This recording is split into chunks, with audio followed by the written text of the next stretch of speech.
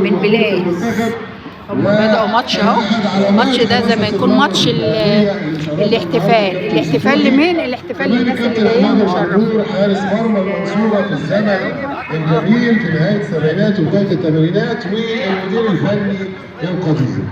كمان بيشرفنا النهارده حضور رموز الداخلية ورموز نادي المنصورة، الجيل الذهبي للمنصورة، طبعا الكابتن ثروت فرج والكابتن محمد الهادي والكابتن محمد البابلي، وكمان الكابتن اشرف الموجي النهارده له تكريم. نجوم من العيار التقيل، نجوم لهم اسم في مصر مش بس في الدهليه ولا في المنصوره. علشان كده بقول النهارده في بلاس يوم عيد بتواجد العظماء الكبار. حبيبتي كريمه. كمان الحاج فتحي عوض الله رئيس مجلس اداره منطقه الدهليه. ازيك يا دكتور؟ منور الدنيا، منور الدنيا. حصل على لقب رئيس مجلس اداره منطقه. صورة مباشرة. ازاي حضرتك؟ وكمان الكابتن طارق حبيب مدير عام منطقه الدهليه الحالي اللي مشرفنا النهارده في بلاس.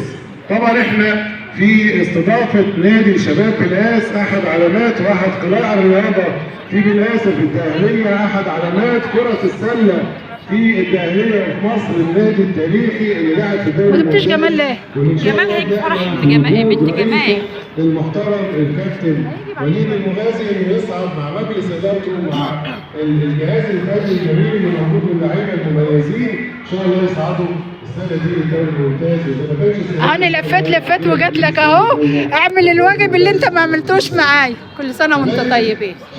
الفرقه الموسيقيه اللي جايه النهارده تحيي الاحتفاليه والماتش شغال. كل سنه وانتم طيبين، منورين الدنيا. سامي الطحان الحكم الدولي ورئيس لجنه الحكام في الدهليه السابق والصحفي والاعلامي الكبير، وكمان